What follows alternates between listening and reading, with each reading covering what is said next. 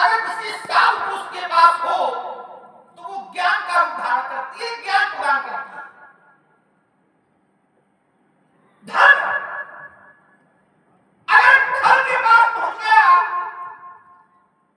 तो उसकी स्थिति क्या होती है? तो हमारे साथ कहते हैं क्षुद्र नदी भर चली तो आई और जिन थोड़े धन खल इतराई, खल इतराई, थोड़ा सा धन पाने के बाद खल इतराने लगता है, उसको मन आ जाता है। लेकिन वही धन अगर किसी साधु पुरुष के पास पहुंच जाए तो दाम आए। किसी ने कहा कि खेत में जो पानी बहे और घर में बढ़े दाम, तो कहा कि दोनों हाथ पूछिए ही सयानों का, दान करना चाहिए। साधु पुरुष के पास अगर धन बढ़ता है तो वो दान के प्रयोग में लाता है। शक्ति बल अगर किसी खल के पास हो तो क्या करेगा? तो कहा कि पर पीड़ना है, वो दूसरे को पीड़ा पहुंचाता है। लेकिन अगर साधु पुरुष के पास बल हो, शक्ति हो, सामर्थ्य हो तो वो पीड़ा पहुंचाने के काम में नहीं बल्कि दूसरे की रक्षा के काम में आता है। मेरा ध्यान तत्काल एक और गुरु आ गया। महापुरुष कहते हैं पीड़ा पहुंचाना और पीड़ा से बचाना और रक्षा करना, ये क्या किया? महापुरुष ने कहा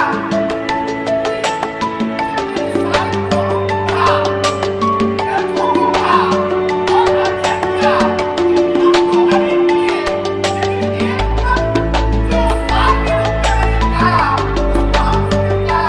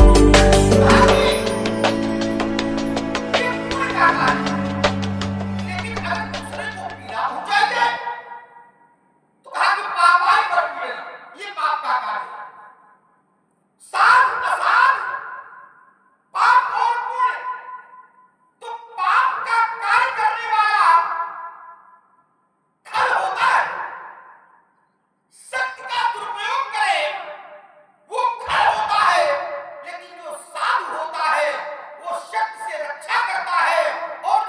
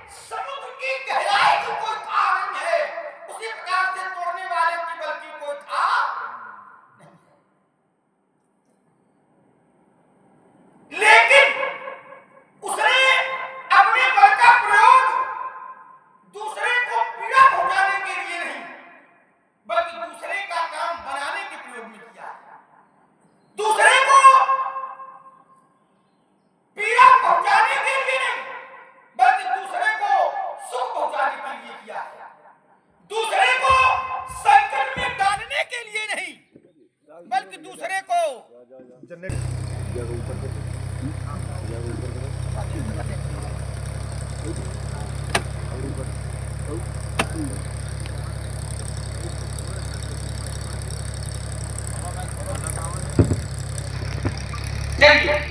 तो जब धनुष टूटा, तोड़ने वाले ने धनुष को तोड़ा, और जब धनुष टूटा तो लोगों की ओर सुनो ये मेरा ध्यान गया। प्रभाव क्या था? तो कहा कि प्रभु दो चार खंड नहीं डाले तो देव के लोग सब में नगर के लोग, और आगे दृष्टि गया तो देवता, और आगे दृष्टि गई मुनि ब्राह्मण, सब प्रसन्न हो गए। कहने का अर्थ, कहने का भाव, धनुष टूटा, सब प्रसन्न हो गए।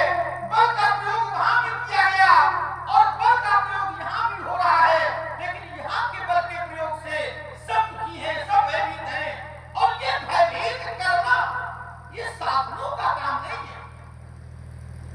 भयभीत करना ये अच्छे लोगों का काम नहीं है। तो फिर परशुराम जी के द्वारा ये व्यवहार, ये उल्टी गंगा क्यों बह रही है, बात समझ में आ रही। इसलिए मुझे कहना पड़ रहा है कि प्रभु कबहु न असर स्पीड गोसाई। क्रोध तो किया गया, लेकिन जैसा क्रोध आज किया जा रहा है, ऐसा क्रोध आज के पहले कभी नहीं किया गया। ऐसा मैंने गुरुजनों से जाना। और क्रोध का कारण का टूटना तो बहुत जरूरी तोड़ी देखा है। मैंने बाल्यावस्था में बहुत धनिया तोड़ी, तब ऐसा क्रोध नहीं हुआ। आज एक टूटा है, इतना क्रोध हो रहा है।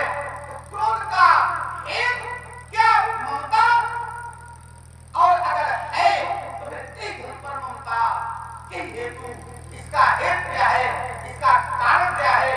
महत्मन श्रद्धे पूजपाल दाता श्रीमणि परम पूज्य जानना चाहता हूँ एक पर ममता।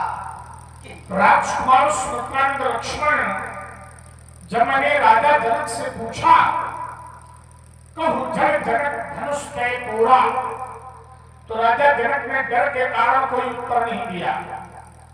अति डर कर देख नृप नहीं, राजा जनक डर के कारण मौन हो गए। तुम्हारे भैया राम ने कहा नाथ संभूधन भंग निहारा, कोई क्यों एक दास तुम्हारा। धनुष तोड़ने वाला कोई एक आपका दास होगा।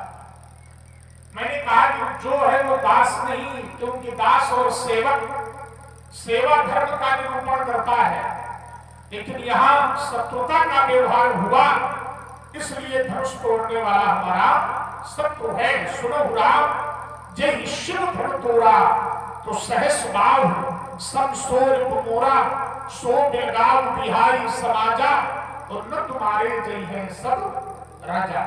धनुष तोड़ने वाला हमारा शत्रु है। अब लक्ष्मण ने कहा कि परशुराम जी महाराज, शक्ति का प्रयोग साधुओं की रक्षा के लिए होना चाहिए।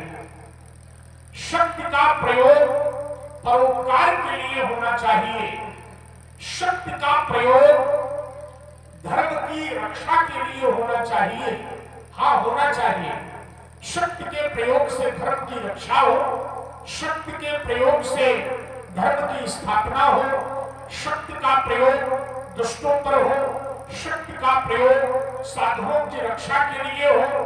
लेकिन एक बात इसमें छूट रही है, और वो ये है कि शक्ति का प्रयोग कर्तव्य के पालन में भी होना चाहिए। शक्ति का प्रयोग कर्तव्य पालन में भी हो। भगवान शिव जिनके प्रति हमारी श्रद्धा है, उनका यह धनुष जिसे तोड़ दिया गया, तो इस धनुष के प्रति भी हमारी श्रद्धा है। और जिस व्यक्ति ने धनुष का खंडन किया है, उसने हमारी श्रद्धा पर चोट की है।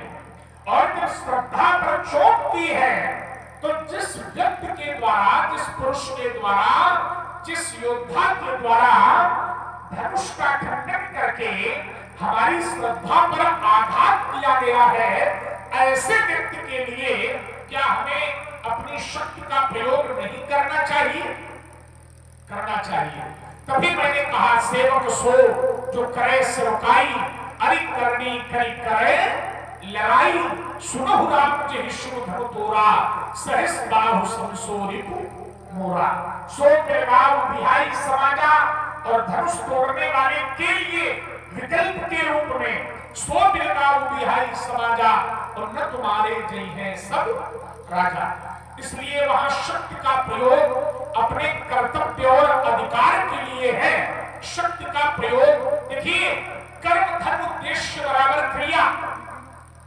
कर्म में जब उद्देश्य जुड़ता है तो क्रिया जन्म लेती है। आचार्य कहते हैं हमारा जो उद्देश्य है वो राजाओं को मारना नहीं है, हमारा उद्देश्य संतों को मारना नहीं है, प्रताड़ित करना नहीं है। हमारा उद्देश्य धनुष तोड़ने वाला है और धनुष तोड़ने वाले की प्राप्ति के लिए जो हमारा अधिकार है वो अधिकार ये कहता है कि सो बिरगाऊ बिहाई समाजा तो न तुम्हारे जय हैं सब राजा।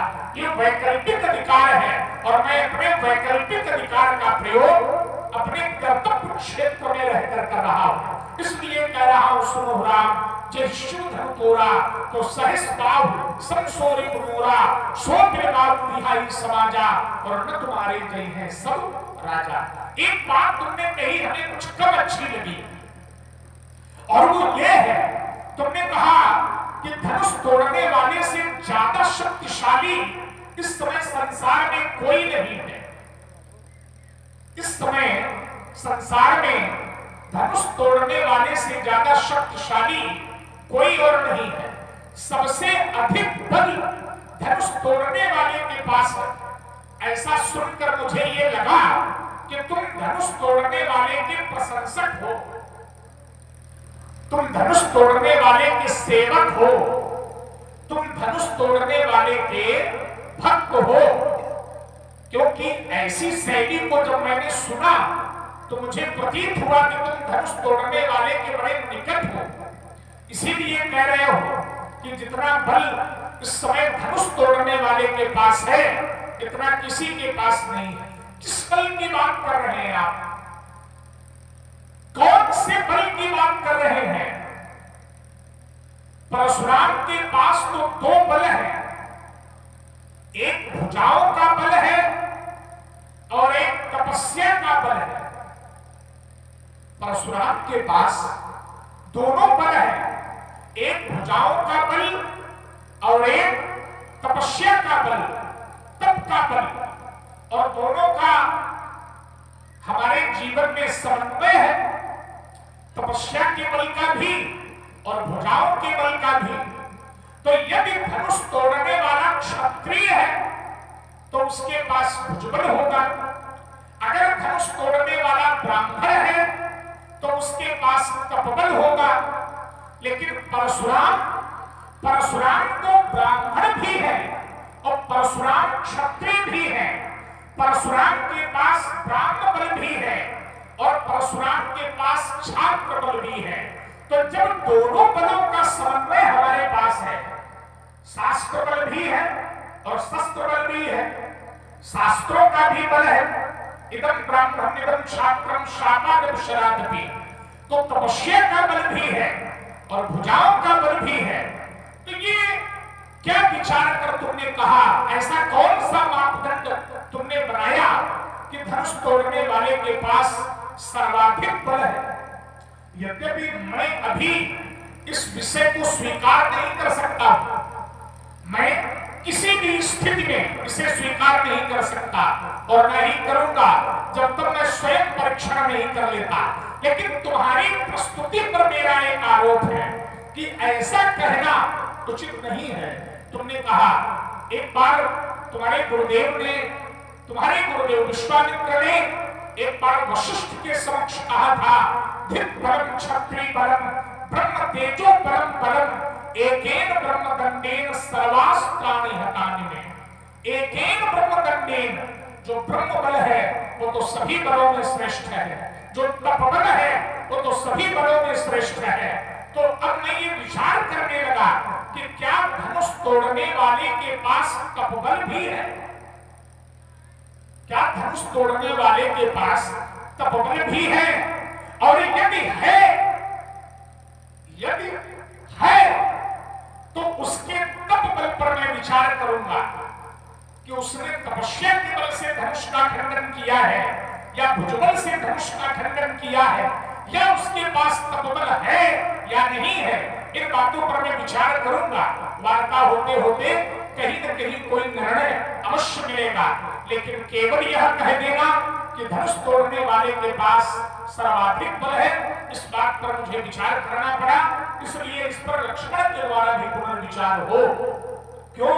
परशुराम के पास तो दोनों बल है, एक भुजाओं का बल और एक तपस्या का बल, तपोबल समन्विता। केवल इतना ही पर्याप्त होगा कहने के लिए। तो राजकुमार लक्ष्मण, रही बात, एक बात और तुमने कही, तुमने कहा धन अधिक हो तो धन का प्रयोग दान के लिए होता है। हाँ, होता है, धन का प्रयोग दान के लिए भी होता है। मैंने अपने भुजाओं के बल से जब ये धरती राजाओं से छीन कर मैंने अपने पास नहीं रखी, पुनः ब्राह्मणों को दे दी। और केवल भूमि ही नहीं, दिशाओं को भी मैंने दान में दिया। तदो प्राची दिशम होत्रे ब्रह्मणे दक्षिणाम दिशम अद्वयु प्रतीचीम वयुदगात्रे उत्तराम दिशम। दिशाओं को भी, और ये भूमि मैंने महात्मा कश्यप को दी।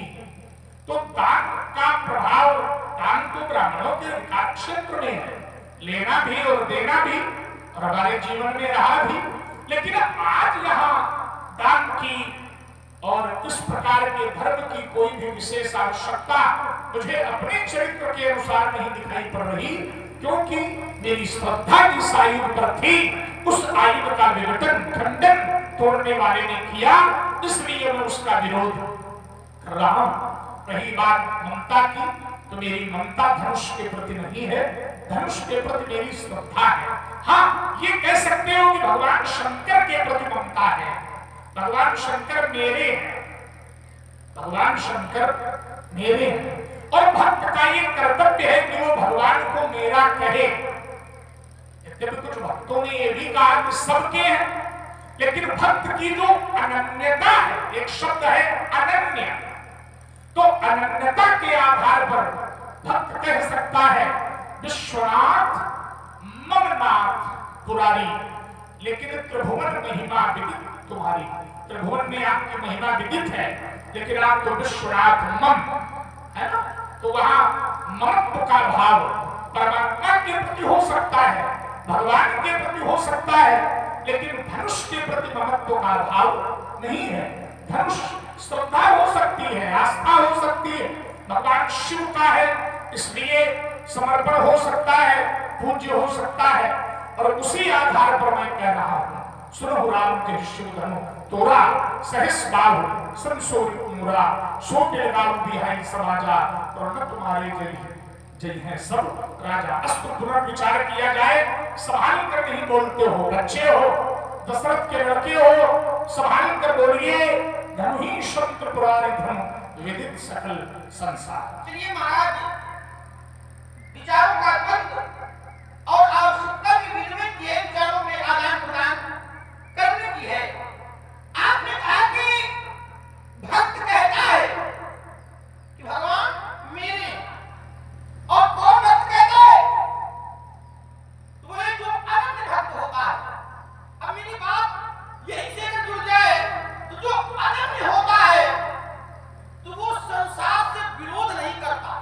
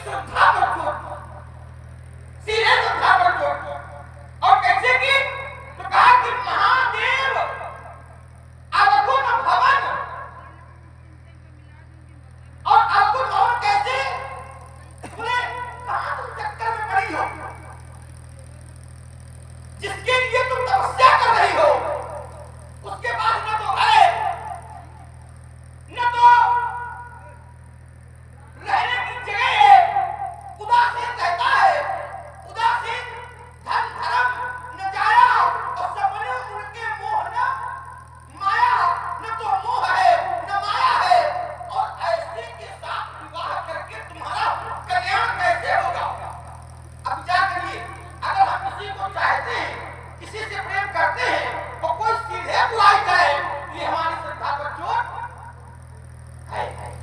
लेकिन महाराज, जब पार्वती जी ने इसका उत्तर किया तो किसी श्रद्धावान व्यक्ति को होशियार है। आज भी दृष्टि में महादेव, अवगुण भवन और विष्णु सकल गुण धाम। लेकिन एक बात याद रखी जाए कि यही कर मन रम जाए संग तेहि तेहि सन काम। जिसका मन जिसके साथ लग जाए उसको उसी से काम है। हाँ, अगर आप लोग हमें पहले मिले होते तो मैं आपकी बात गौर से मानता, लेकिन पहले नहीं मिले। अब मैं जन्म संमोहित हारा और को गुण दूषण करे बिचारा। विस्तार नहीं करूंगा। पहले का भाव, मैया ने बातें तो सब की, लेकिन सप्तऋषियों का अपमान नहीं किया। क्या नहीं किया? अपमान नहीं किया, कठोरता नहीं आई। और अंत में सप्तऋषियों ने ही माता के सामने समर्पण कर दिया। तो अगर श्रद्धा है तो फिर ये कठोरता नहीं होनी चाहिए। और अगर कठोरता है, देखिए अब दो प्रकार के लोग, तो यही बात जिस समय राजसमाज के अंतर्गत रखी गई, शंकर जी से विवाह करना चाहती थी पार्वती जी, उनके सामने बात कही गई तो उन्होंने विनम्रता से उत्तर किया। और यहाँ जो राजा आए थे वो जानकी जी से विवाह करना चाहते थे।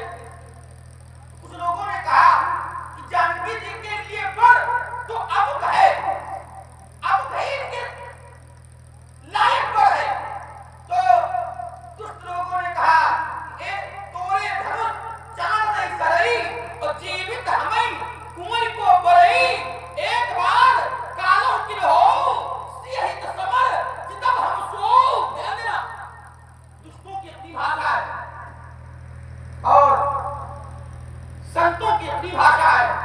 विरोध मेरा इसी बात का है कि अगर संत है तो व्यवहार संतों वाला होना चाहिए, और अगर दुष्ट है तो व्यवहार दुष्टों वाला करे। क्यों? क्योंकि भलो भलाई पे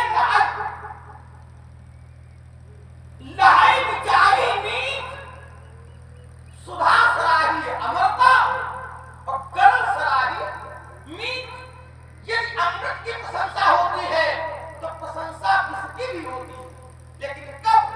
अमृत की प्रशंसा तब जब अमृत प्रदान करे, और किसकी प्रशंसा कब? कितनी जल्दी मार दे। अगर मान लीजिए किसी को विष दिया गया और विष देने के बाद जिसको विष दिया गया वो मरे ना, तो लोग कह देंगे कि ये विष अच्छा नहीं था। और मान लो देते मर जाए तो लोग कहेंगे विष बहुत अच्छा था। ठीक है? तो भले की भलाई का बड़प्पन की प्रशंसा भलाई करने पर है। और परशुराम जी के विषय में जो मैंने जान रखा है, जो मैंने सुन रखा है, ये तो भले थे, तो भले के द्वारा व्यवहार ये उचित नहीं है। विरोध का मेरा विरोध नहीं है। मेरा विरोध तो आपकी शैली का है, आपके प्रभाव का है, आपके कृतित्व का है। एक बात आपने कही, आपने कहा कि लक्ष्मण उद्देश्य, अब देखिए जरा बात आ गई, उद्देश्य। अगर उद्देश्य को ही मानक बना दिया जाए तो तोड़ने वाला पुरुष सुरक्षित, तोड़ने वाले का कोई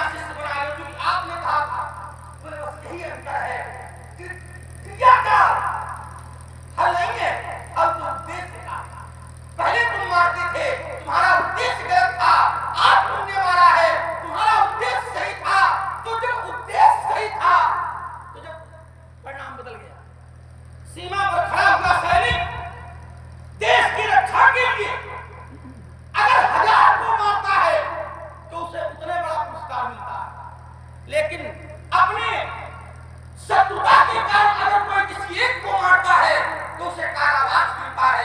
कहने का उत्तर धनुष तोड़ने वाले ने धनुष को तोड़ा है, लेकिन धनुष तोड़ने वाले का उद्देश्य अपना भला करना नहीं, दूसरों का भला करना है। और परशुराम जी का उद्देश्य दूसरों का भला करना नहीं, अपना सोच चुकाना है। तो तोड़ने वाला अच्छा है कि परशुराम जी अच्छे?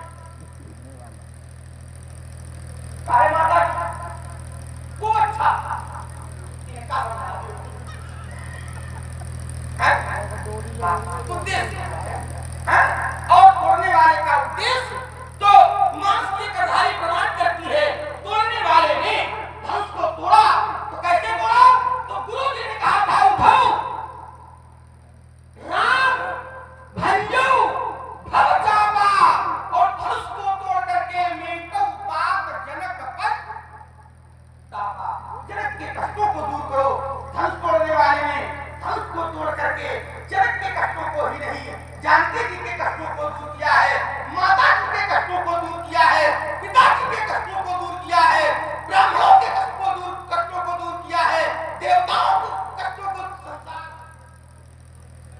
एक सुखी करता है और एक दुखी करते हैं। तो साध असाध सदन सुखशाली अंतर है, एक सुमिरहि नाम और एक देव कनकारी। इस मानक पर अपने आप को रखने का प्रयास किया जाए। पुस्तावत कुछ ज्यादा हो गया, कथा के चक्कर में मैं अपने आप को रोक रहा हूं। थोड़ा गलत उदाहरण तुमने प्रस्तुत किया और इस रूप में प्रस्तुत किया कि एक सुख दे रहा है और एक दुख दे रहा है।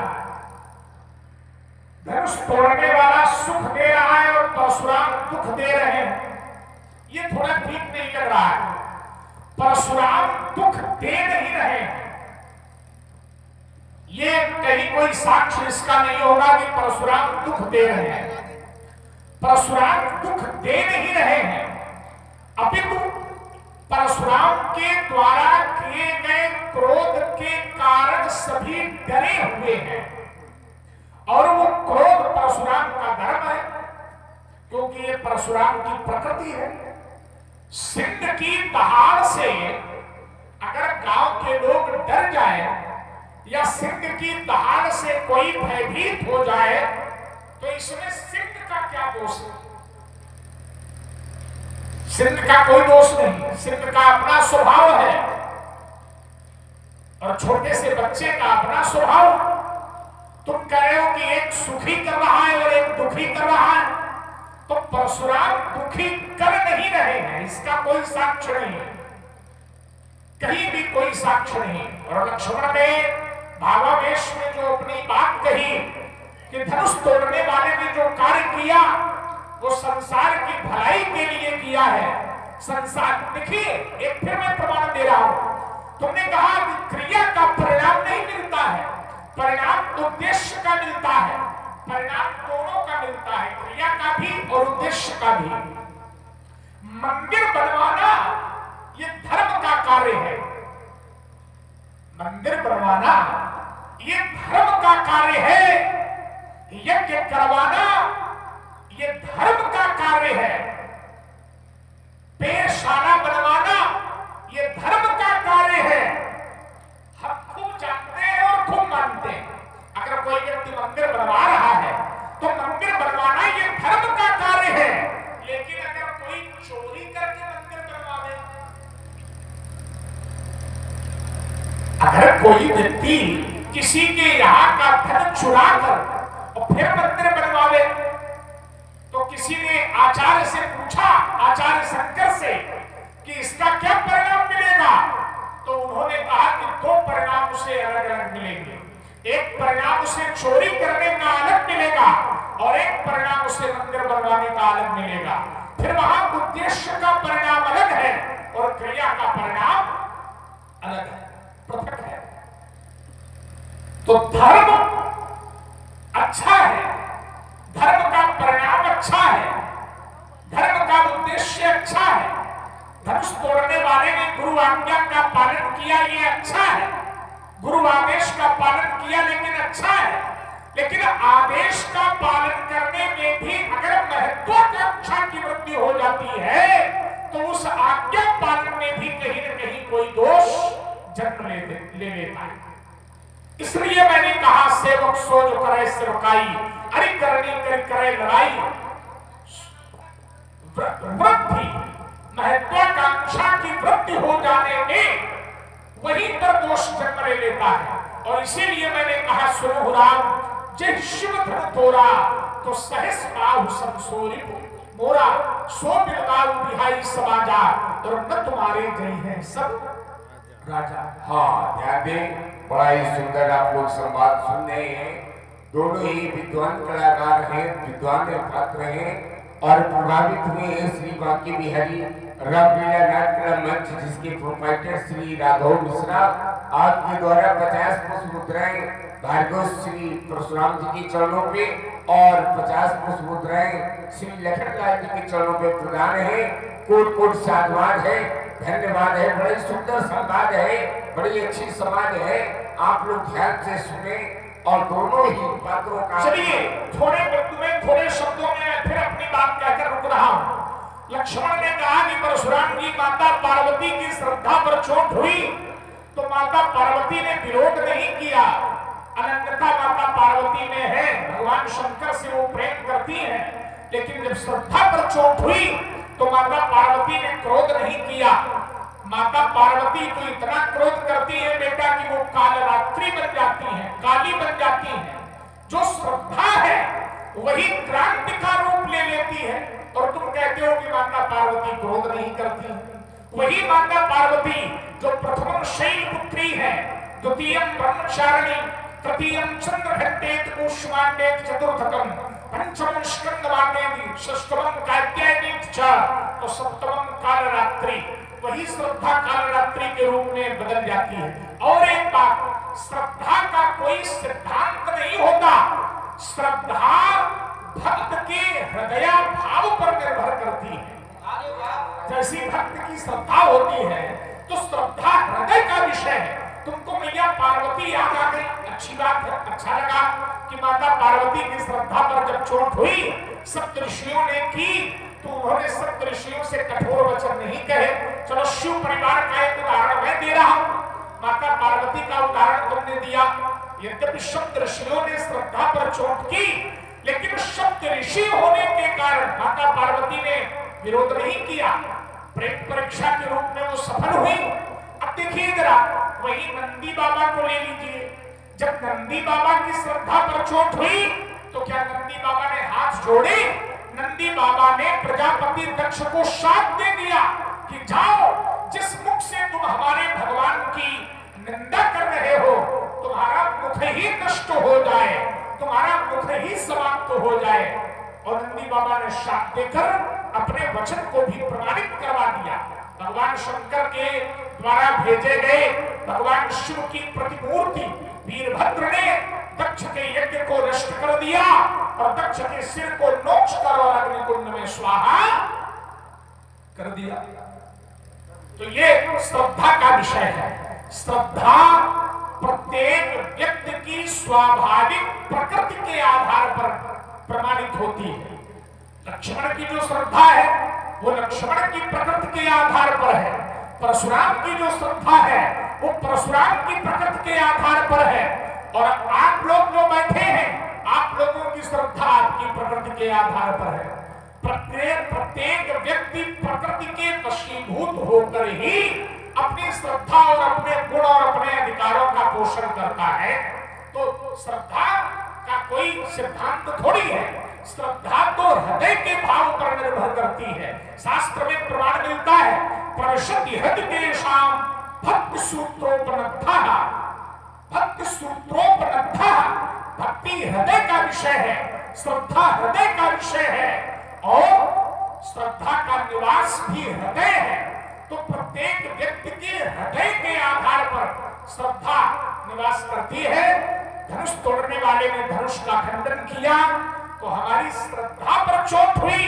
तब मैंने कहा सुनो राम, जे शिव धन तोरा तो सहस बाहु संसोरिपु मोरा। एक बात बड़ी अच्छी लगी तुम्हारी, जो तुमने कथा सुनाई कि वो एक व्यक्ति बहुत मारता था मार देता था, धन लूट लेता था। ये कथा कहाँ की अभी तो हमें नहीं पता है, पढ़ी नहीं हमने, ये भी नहीं कहा किस ग्रंथ की है, लेकिन ये किसी महात्मा का मत है, तो मत के आधार पर तुमने अपनी बात कही। किसी महात्मा ने सुनाई होगी, अपना अनुभव दिया होगा, ठीक है। अब आइए जरा इस कथा पर ध्यान दें थोड़ा सा। मैंने उसको सुना, जो व्यक्ति हत्या करता है, धन लूटता है, मारता है, वो पापी है, अपराधी है। गुरु जी ने उसका स्वभाव बदलने का प्रयास किया, लकड़ी दे दी। जब पापों से मुक्ति मिल जाएगी तो लकड़ी हरी हो जाएगी। जाकर एक वृक्ष के नीचे लेट गया, देखा तो 4 चोर ऊपर चढ़े। तो 4 चोर गांव को जलाने की बात कर रहे हैं।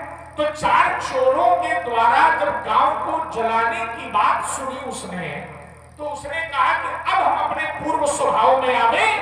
आज तक तो मैंने मारा ही है, आज भी 4 को मार देंगे तो गांव की रक्षा हो जाएगी। बिल्कुल सही बात। चोरों को मारने से गांव की रक्षा होगी, गांव जलने से बच जाएगा। चोरों को मारिए, यही तो हमारा विरोध है। चोरों को मारा जाए, गांव की रक्षा की जाए, आतंकवादियों को मारा जाए। तुमने कहा कि सीमा पर आतंकवादी को मारने के लिए सैनिक सुरक्षा बल के रूप में नियुक्त किया जाता है। आतंकवादियों को मारो, आतंकवादियों को तोड़ो, हमारा कोई विरोध नहीं। अन्यायियों को जो धर्म का आचरण नहीं करते उनको मारिए, मेरा कोई विरोध नहीं। जो ब्राह्मणों के अभक्त हैं उनको मारिए, तोड़िए, मेरा कोई विरोध नहीं। चोर अगर गांव में आग लगाने की बात करें तो चोरों के शरीर में आग लगा दो, हमारा कोई विरोध नहीं। लेकिन ये धनुष न तो चोर था, न आतंकवादी था, न सीमा पर खड़ा हुआ अधर्म की प्रतिष्ठा करने वाला था, न ये धनुष अधर्मी था और न ये धनुष पापी था। तो चोरों को मारने पर हमारी बात नहीं समझी आपने। उदाहरण तो तुमने बहुत अच्छा दिया, कथा बहुत अच्छी सुनाई कि यहाँ उद्देश्य बदल गया और उद्देश्य ये हुआ कि चोर गांव में आग लगाने की बात कर रहे थे तो चोर अपराधी थे। उन अपराधी चोरों को उसने संत कृपा से जला करके मार करके नष्ट कर दिया, समाप्त कर दिया। तो अधर्मियों को मारा जाए, कोई विरोध नहीं। धर्माचार्यों का अगर वध होगा तो विरोध है, जैसे तुम मेरा कर रहे हो। लेकिन स्थिति है, धनुष तोड़ने वाले ने ऐसे धनुष का खंडन किया है जिस धनुष की संसार पूजा करता रहा है। पूजा जिसकी की जाती हो, जो पूज्य हो, उसका वध करना, उसके लिए आप चोरों का उदाहरण दे रहे हैं, आप कर्म और उद्देश्य का उदाहरण दे रहे हैं। तो ये बात कुछ ठीक ठीक बैठ नहीं रही है। आतंकवादियों को मारा जाए, हम तुम्हारे साथ हैं, तुम अब मारोगे, हम पहले मार चुके है ना। अब अगर धर्म के समर्थन में तुम कोई कार्य करते हो तो मैं पहले पूर्व करता रहा। धर्म से कोई विरोध नहीं, संतों से कोई विरोध नहीं, महात्माओं से कोई विरोध नहीं, सदाचारियों से मेरा कोई विरोध नहीं। मेरा विरोध धनुष के खंडन पर है। रही बात प्रतिशोध की, ये मेरा अधिकार है, प्रतिशोध लेना चाहिए, आवश्यक है। प्रतिशोध आवश्यक है, जहां आवश्यकता पड़े वहां प्रतिशोध लेना चाहिए। क्यों? क्योंकि अगर हमारी श्रद्धा पर चोट करने वाले के प्रति मेरा प्रतिशोध से युक्त व्यवहार नहीं होगा तो ये मेरी विनम्रता नहीं है, मेरी कायरता होगी। और परशुराम कायर नहीं है, परशुराम वीर है। इसलिए मैं अपने कर्तव्य और अधिकार के आधार पर धनुष तोड़ने वाले को अपना शत्रु कहता उसका विरोध कर रहा हूं। सुनो राम, जे शिव धन हमारे ऊपर चोट करिए, हम सहेंगे। हमारे ऊपर चोट की जाए, हम सहेंगे। हमारे ऊपर प्रहार किया जाए, हम सहेंगे। हमारे ऊपर बाणों की वर्षा की जाए, हम सहेंगे। लेकिन अगर मेरी श्रद्धा पर प्रहार होगा तो हम सहने वाले नहीं हैं। हमारे पूज्य पर अगर प्रहार होगा तो हम सहने वाले नहीं हैं। और समाज में किसी को भी नहीं सहना चाहिए। अगर हमारे पूज्य पर कोई प्रहार करता है, अगर हमारी श्रद्धा पर कोई तो वहां प्रतिशोध लेना चाहिए, वहां शांत बैठे रहना ये भक्त का धर्म नहीं है। पूजा करने के बाद विरोध करो। पहले पैर पूज लीजिए अपने गुरुदेव के, अपने भगवान के, खूब श्रद्धा को समर्पित कर लिया जाए, सब ठीक। लेकिन अगर चोट होती है हमारे सात्विक अहम पर, हमारी सात्विक श्रद्धा पर, हमारी भक्ति पर, हमारे प्रेम पर, तो फिर वहां शांत बैठने की आवश्यकता नहीं है। माता सती शांत नहीं बैठी। भगवान शंकर से प्रेम माता सती को है, भगवान शंकर के प्रति समर्पण माता सती को है। और मैया सती ने जब देखा कतहु न देख सब होकर भागा, तो फिर वो शांत नहीं बैठी। माता सती ने तत्काल कहा, सुनो सभा सब सकल मुनिंदा, कही सुनी जिन शंकर निंदा, सो फल तुरंत लहब सब काहू, और भली भांति पछतावा। तो श्रद्धा भी शांत नहीं बैठती। क्यों? जो श्रद्धा प्रकृति के रूप में है, समर्पण के रूप में है, भक्ति के रूप में है, वही श्रद्धा क्रोध के रूप में बदल जाती है और नरसंहार करती है और रक्त को खप्पर में लेकर के उसका पान करती है। वही श्रद्धा। तो जहां चोट होगी वहां अनन्यता नहीं होगी, जहां चोट होगी वहां समर्पण नहीं होगा, वहां विरोध ही होगा। दोनों भावों में अंतर है। मैं यही अल्पविराम प्रारंभ में यही से किया था और अल्पविराम भी यही से दिया। क्या श्रद्धा कालरात्रि बन जाती है? मैं विचार करता तो श्रद्धा कालरात्रि कब बनती है? श्रद्धा के कारण बनती है या ममता के कारण बनती है? दो शब्द है। श्रद्धा कालरात्रि बनती है, बात बिल्कुल ठीक है, लेकिन श्रद्धा के कारण बनती है कि ममता के कारण बनती है? दो बातें आ गई। तो हमने ऐसा जाना है कि श्रद्धा कालरात्रि बनी कब? श्रद्धा के कारण नहीं, ममता के कारण। और चलिए मैं इसके दो उदाहरण दे रहा हूं। दो उदाहरण। भगवान मैया पार्वती को, मैया पार्वती को भगवान शंकर से श्रद्धा है, ध्यान देना आप लोग। लेकिन मैया पार्वती जी को गणेश जी से ममता है। क्यों? क्योंकि माता को पुत्र के प्रति ममत्व होता है। और मैया कालरात्रि 2 बार बनी, जैसा मैं जानता।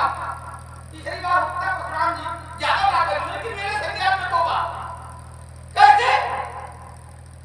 तो एक बार मैया ने द्वार की सुरक्षा के लिए गणेश जी को लगाया।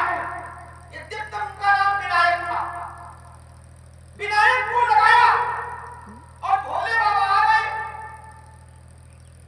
तो उन गणेश ने भोले बाबा को गृह प्रवेश करने से रोका। जब रोका तो भोले बाबा की आपस में वार्ता हुई। ये व्यवहार भोले बाबा को अच्छा नहीं लगा, तो भोले बाबा ने गणेश जी का सिर काट दिया। ध्यान देना जरा। तो गणेश जी का सिर काट दिया। जब गणेश जी का सिर काट दिया तो मैया पार्वती को ये जानकारी प्राप्त हुई, तो मैया पार्वती ने श्रद्धा को महत्व दिया या ममता को महत्व दिया? अगर श्रद्धा को महत्व था तो ये जान गई थी कि सिर्फ शंकर जी ने काटा है, तो शंकर जी पर क्रोध करने की आवश्यकता नहीं थी। लेकिन जो क्रोध आया है वो श्रद्धा के कारण नहीं, वो तो ममता के कारण आया है। इसलिए लक्ष्मण का ये धर्म ममता, तो श्रद्धा शंकर जी से थी। तो मैया को क्रोध आया और मैया ने कालरात्रि का रूप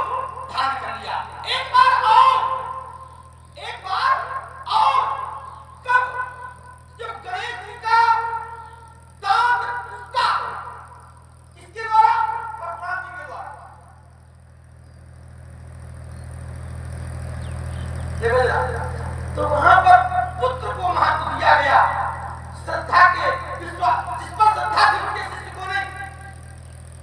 और गणेश जी के कारण ही तभी क्रोध आया। और फिर क्या हुआ, विस्तार में जाने की आवश्यकता नहीं है।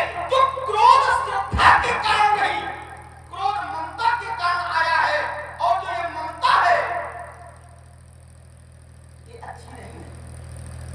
कब ममता तो वहां होनी चाहिए, कहां? भगवान मेरे अति के मंदिर का उदाहरण आपने दिया, बड़े चतुराई से दिया और लोगों को अच्छा भी लगा, तो मंदिर है।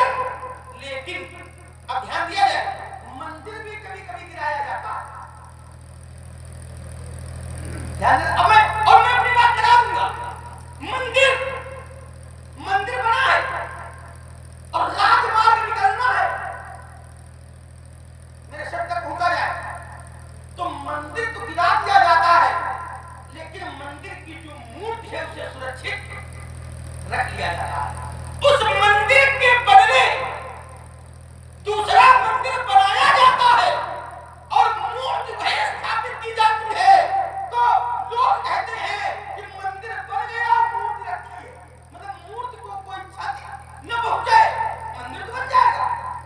ध्यान देना, धनुष मंदिर है आपकी दृष्टि में, धनुष मंदिर है। क्यों? क्योंकि शंकर जी का है, तो धनुष को मंदिर का रूप दिया गया। शंकर जी मंदिर में बैठने वाले हैं, तो मंदिर शंकर जी का है। अब हुआ क्या? तो अगर शंकर धनुष के टूटने पर अगर शंकर जी के हृदय को कोई क्षति पहुंची तो तोड़ने वाला अपराधी। लेकिन अगर मंदिर सुरक्षित बना रहे, मूर्ति सुरक्षित बनी रहे और मंदिर का स्थानांतरण कर दिया जाए, तो समाज के जो प्रबुद्ध वर्ग के लोग होते हैं वो कहते हैं चलो राजमार्ग भी बन गया और मंदिर भी सुरक्षित हो गया।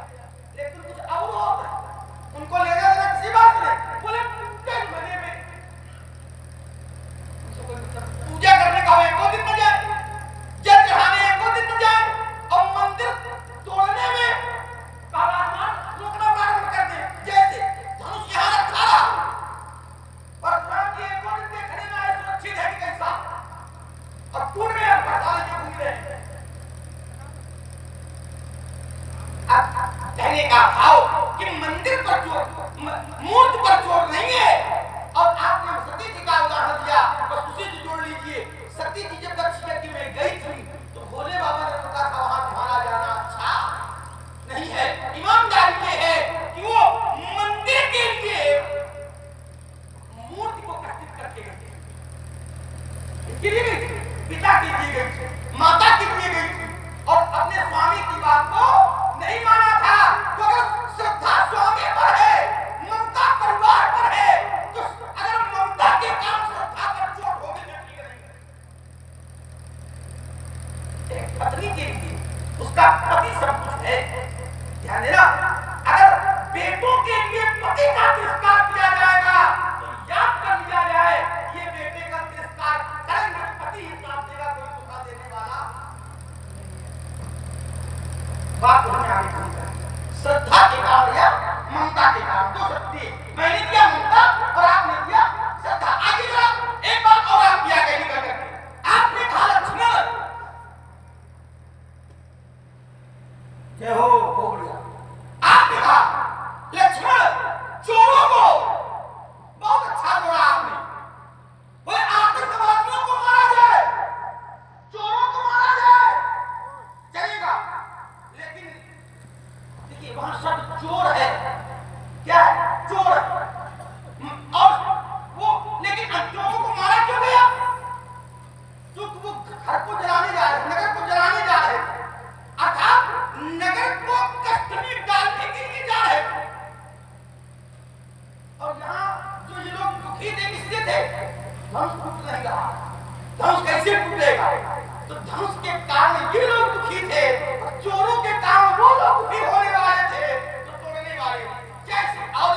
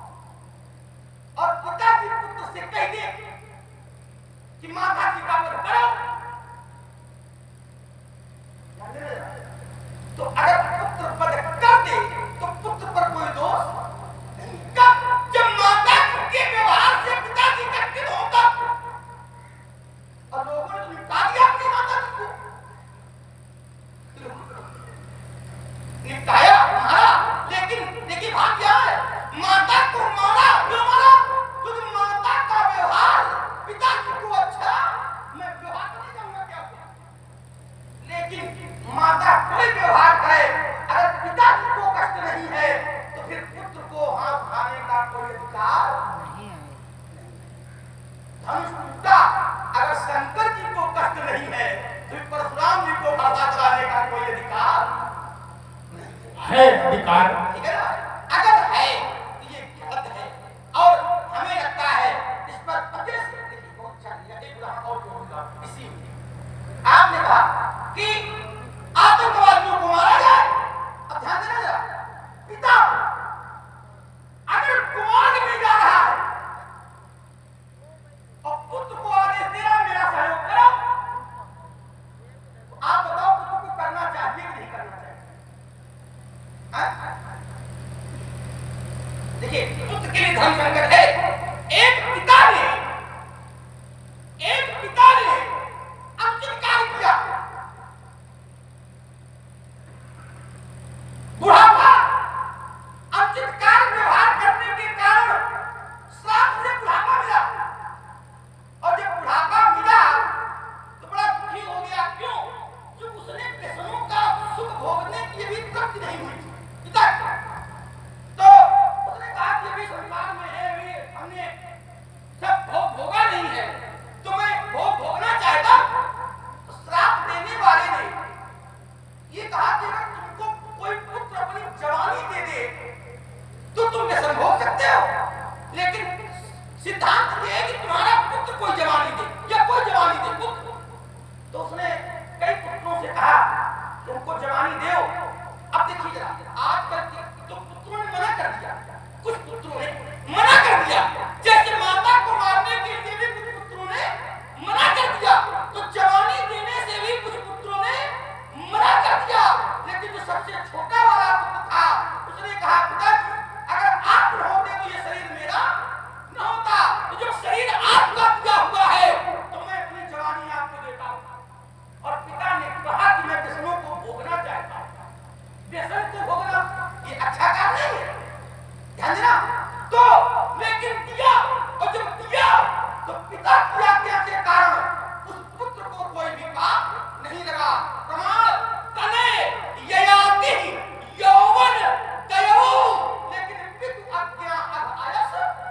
अच्छा एक बात हम तुमसे छोटी सी पूछें, छोटी सी बात। जैसे पार्वती जी ने आज्ञा दी गणेश को द्वार पर रक्षा करने की, पार्वती जी ने कहा गणेश से कि तुम द्वार पर बैठ करके द्वारपाल बन करके नियुक्त हो जाओ और किसी को भी घर के अंदर ना आने देना।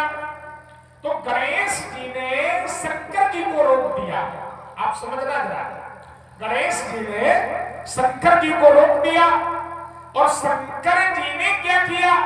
शंकर जी ने गणेश का सिरोच्छेदन कर दिया, शीश काट दिया शंकर जी ने।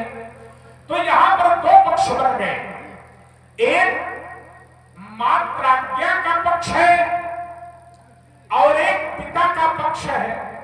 भगवान शंकर ने गणेश का शिरोच्छेदन किया, यद्यपि गणेश माता की आज्ञा का पालन कर रहे थे।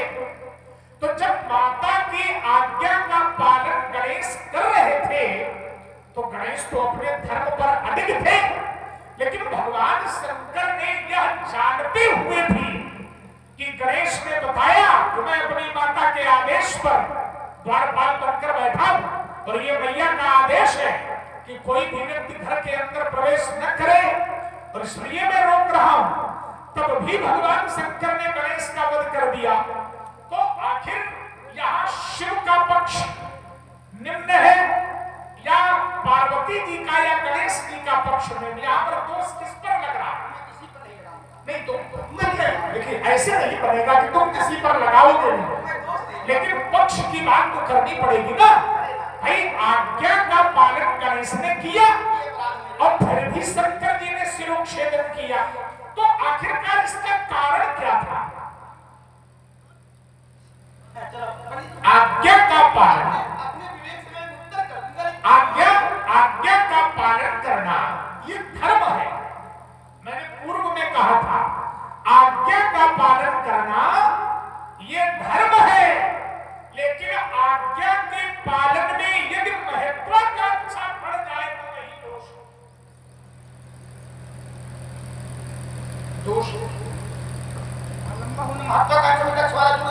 आप समझिए जरा, आज्ञा पालन करना ये धर्म है। हमारी माता जी ने भी तो आज्ञा का पालन किया था। आपने पूरी कथा नहीं सुनाई।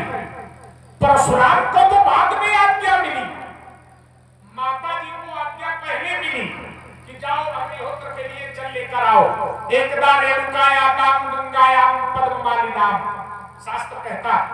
तो आज्ञा का पालन करना ये धर्म है, लेकिन आज्ञा के पालन में महत्वाकांक्षा बढ़ती है तो उस आज्ञा पालन में भी कहीं न कहीं कोई दोष जन्म ले लेता है। और यही कारण रहा कि गणेश माता पार्वती की आज्ञा का पालन कर रहे थे। और अभी अभी तुमने अपने मुंह से कहा, पिछली प्रस्तुति में अभी अभी तुमने कहा कि श्रद्धा तो अच्छी है, लेकिन ममता करना ये अच्छी बात नहीं है। एक श्रद्धा का पक्ष है, एक ममता का पक्ष है। शंकर जी के प्रति श्रद्धा का पक्ष है, गणेश के प्रति ममता का पक्ष है। लेकिन गणेश भी तो श्रद्धा के ही पक्ष का निर्वाहन कर रहे थे और शंकर जी ने फिर भी शिरोच्छेदन कर दिया। आप उंगली शंकर जी पर उठाओ, मैं कभी नहीं उठाऊं। हम कहां उठा रहे हैं शंकर जी पर उंगली? ना, बिल्कुल नहीं उठा रहे। तुम अमिता अक्षरा व्यंजना को समझ ही नहीं रहे हो, इसलिए कह रहे हो कि शंकर जी पर उंगली उठा रहे हैं। शंकर जी पर उंगली थोड़ी उठा रहे हैं, हम तुमसे पूछ रहे हैं।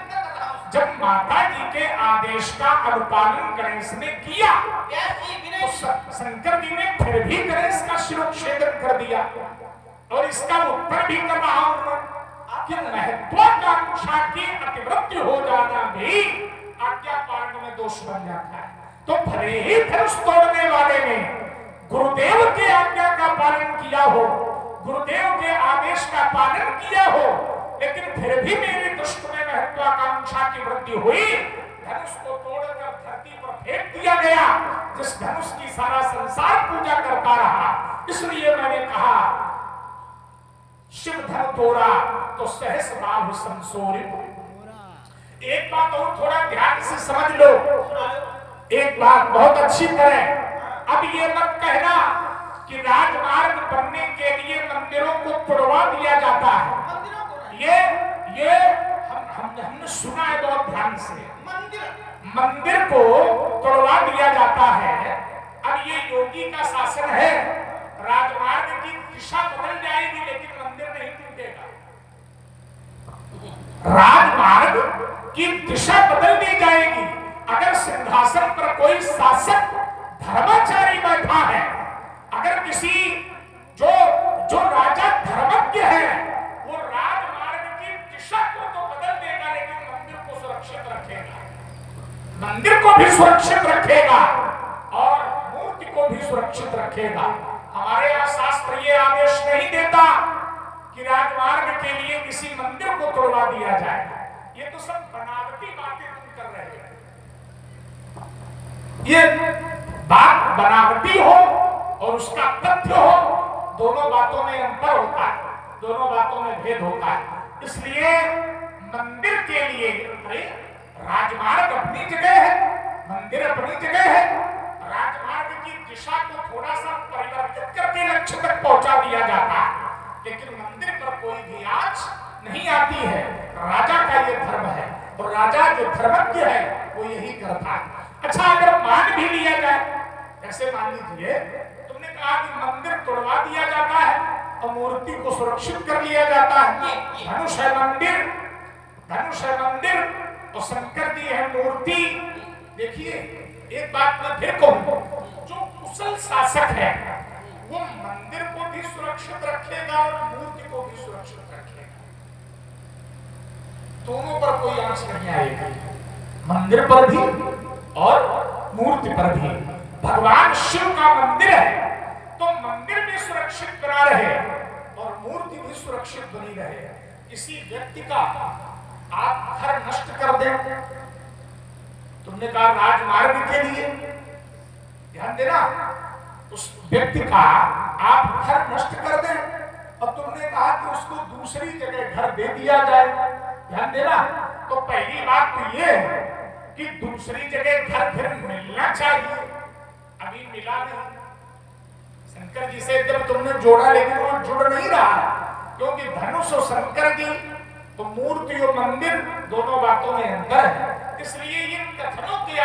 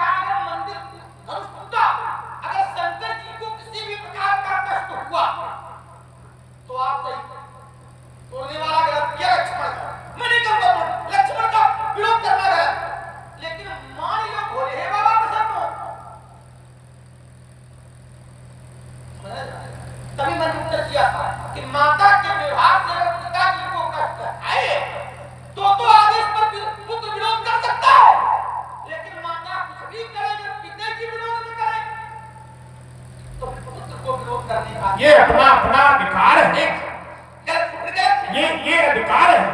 आदेश प्रभु के द्वारा न मिले, धनुष तोड़ने वाले को मैंने शत्रु माने हैं, अब तुम हमारे विरोध में खड़े हो। क्या तुम्हारा स्वामी खड़ा है मेरे विरोध में? ठीक है, इसका उत्तर ले लो। आप समझिए जरा, धनुष तोड़ने, हमने ये तो नहीं कहा कि लक्ष्मण मेरा शत्रु है, लक्ष्मण मेरा विरोधी है, क्या लक्ष्मण मारा जाएगा, मैंने तो नहीं कहा। लेकिन क्या, अच्छा और एक बात, तुम जो ये कर रहे हो, क्या इससे तुम्हारा स्वामी प्रसन्न है? तर्क से निर्णय नहीं निकलेगा। अपनी अपनी बात कह सकते हो, अब अपनी कहे तो अपनी को, बातें ऐसे ही उलझती चली जाएंगी। समझिए जरा, धनुष टूटा, तोड़ने वाले को मैंने शत्रु कहा, तुमको नहीं, तुम विरोध में खड़े हुए। क्या तुमको आदेश मिला? नहीं मिला, लेकिन फिर भी सुनी भूमि बचन लेकर मुस्कान। ये किसका प्रयोग है? ये तुम्हारे अधिकार का प्रयोग है। तो जैसे अधिकार का प्रयोग तुम कर रहे हो, ऐसे ही पूर्व में मैंने अपने अधिकार का प्रयोग किया। बहुत बढ़िया। अरे हमारे कारण आप हमारा उतारने क्यों बचोगे? अरे बचने माया काल डाले दे रहे हो, जो बच्चों को बता रहे हो। नहीं, क्या हमारे कारण? मान लो चल लक्ष्मण ने विरोध न किया होता तो आप गलत थे ना। अब लक्ष्मण को ले लियो, धनुष टूटा तो भोले बाबा प्रसन्न, ध्यान देना, मैं प्रमाण दूंगा। लेकिन आपके विरोध से अगर तोड़ने वाला प्रसन्न हो तो आप प्रमाण दे दें या न दे। अगर भोले धनुष के टूटने पर भोले बाबा प्रसन्न है, आप विरोध कर रहे हो तो आप गलत। और अगर आपके विरोध से तोड़ने वाला प्रसन्न है और लक्ष्मण आपका विरोध कर रहा तो लक्ष्मण गलत। एक प्रयोग में कर रहा, चलिए बहुत बढ़िया। स्वामी जी आ गए हैं, आइए महाराज। वाह देव, संत दृष्टि पाठक करे, पुण्य पुण्य में मिले तो संता, बिन हरि कृपा मिले नहीं संता। तो अब तो सब कुछ हो रहा है, सत्संग भी हो रहा है और भगवान की कृपा सीधे हो गई। देव आइए, आप इधर आइए, उच्चासन ये प्यार की वाला है। आइए आइए, अच्छा लगेगा, आप बैठिए तो अच्छा लगेगा। देव देव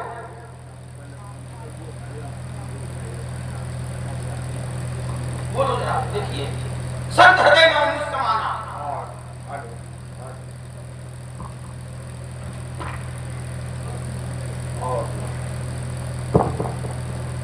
और ध्यान दें, आप सभी लोगों ने जो 7 दिन श्रीमद् भागवत कथा का रसपान किया है, हमारे श्री स्वामी जी महाराज के माध्यम से ये 50 पुष्प मुद्राएं श्री भार्गव जी के श्री चरणों में प्रदान है और 51 पुष्प मुद्राएं हमारे लगनलाल जी के श्री चरणों में प्रदान है। मंडल की ओर से हृदय से बहुत बहुत साधुवाद है, धन्यवाद है। पूज्य जी के चरणों में नमन। ये प्रसाद है, सो प्रसाद है, बहुत अच्छा लगा। आइए जरा, तो हम कहाँ थे? हाँ, शंकर जी अगर प्रसन्न है और परशुराम जी का विरोध है, चलिए कोई बात नहीं, जैसा जय हो जय हो जय हो। तो शंकर जी प्रसन्न है, कैसे प्रसन्न है? तुम मानस की करधारी ब्रह्मादिक सुर सिद्ध मुनीसा और प्रभु प्रशंसिते आशीषा। ब्रह्मादिक, तो ब्रह्मादिक शब्द का अर्थ करते हैं तो ब्रह्मादिक में ब्रह्मा, विष्णु और महेश तीनों का समन्वय है और तीनों के समन्वय से तोड़ने वाले के प्रति उनका व्यवहार अच्छा है। प्रत्यक्षता में कोई भी प्रमाण मानस में नहीं कि भगवान शंकर प्रसन्न है। ब्रह्मादिक से ये सिद्ध नहीं होता कि इसमें भगवान शंकर भी आ गए। शिव ब्रह्मादिक विविध बरु था, विबुध मान लो, विबुध माने देवता, शिव ब्रह्मादिक विबुध।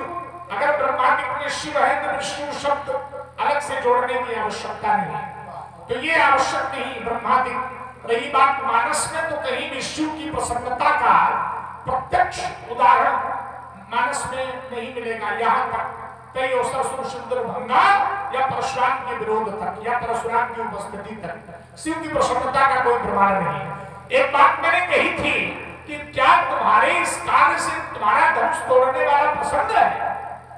जो तुम हमारा विरोध कर रहे हो, क्या तुमको कोई आज्ञा मिली? क्या धनुष तोड़ने वाले ने कहा लक्ष्मण से निकाल परशुराम के विरोध करो? नहीं कहा, लेकिन फिर भी कर रहे हो। तो करने का कारण क्या है? क्या तुमको किस आधार पर कर रहे हो? क्या आधार है तुम्हारे पास हमारे विरोध में खड़े होने का? क्योंकि लक्ष्मण ने बाल्यावस्था में बहुत सी धनुइयां तोड़ी। ये विषय नहीं है। अधिकार क्या है? हम अधिकार की बात कर रहे हैं। अधिकार अपना कर। लक्ष्मण ने मेरे द्वारा तोड़ने वाले को माध्यम नहीं बनाया गया। तोड़ने वाले के कंधे पर रख करके मैं अपनी बात नहीं रख रहा। बिल्कुल सही, ठीक है। मैंने अपना पक्ष रखा है। कैसे रखा है? तो धनुई तोड़ी लड़काई, लेकिन कबहू न असर स्कीन गोसाई। आप क्या करो? सुनो नहीं, कबहू न असर स्कीन गोसाई या गोसाई मैं हूँ परशुराम। देखिए लक्ष्मण अपनी और आपकी बात कर रहा है। ये तो बात है। इसका उत्तर ले लीजिए। लड़काई में तुमने तोड़ी, तुरंत का तुरंत, और आगे बढ़ाया जाए तुरंत का तुरंत। लड़काई में तुमने तोड़ी, मैंने क्रोध नहीं किया, तब मैं वचनबद्ध था। आज तोड़ा गया, क्रोध कर रहा हूं क्योंकि मैं आज वचनबद्ध नहीं। ये उत्तर ही नहीं। क्यों नहीं? ना इसलिए नहीं। क्यों नहीं? क्योंकि मैंने इस बात पर उत्तर किया कि तुम बोले मैं तोड़ने वाले को बीच में लाकर के नहीं बोला। मैं सीधे अपनी बात जो तुम कह रहे हो उसी बात का उत्तर मैं दे रहा हूं। सुन मुनि बचन लखन मुस्काने और बोले पर सुधरे अपमाने। तो मुनि बचनों में क्या सुना तुमने? सोच लगाओ बिहार समाजा। ये न तुम्हारे हैं स्वराजा। ये मुनि बचन नहीं हो सकते। नहीं, मुनि बचन क्या है? मुनि बचन तो दूसरे को सुख प्रदान करे। हाँ, ध्यान दें, ये गुप्त पुरस्कार आया है। 100 पुष्प मुद्राएं लक्ष्मीलाल जी के चरणों में और 51 पुष्प मुद्राएं श्री भार्गव जी के श्री चरणों में प्रदान है। समाज जो इधर उधर है, मैं चाहूंगा कि वो और थोड़ा नजदीक आ जाए। अरे ना भाई, ये इधर उधर परशुराम जी के चक्कर में। चलो बुला लिया तो नजदीक है। हाँ, और नजदीक आ जाए तो थोड़ा सा आनंद आ जाए आप लोगों को। और जो घर आप लोग ताप रहे हैं कि इधर आके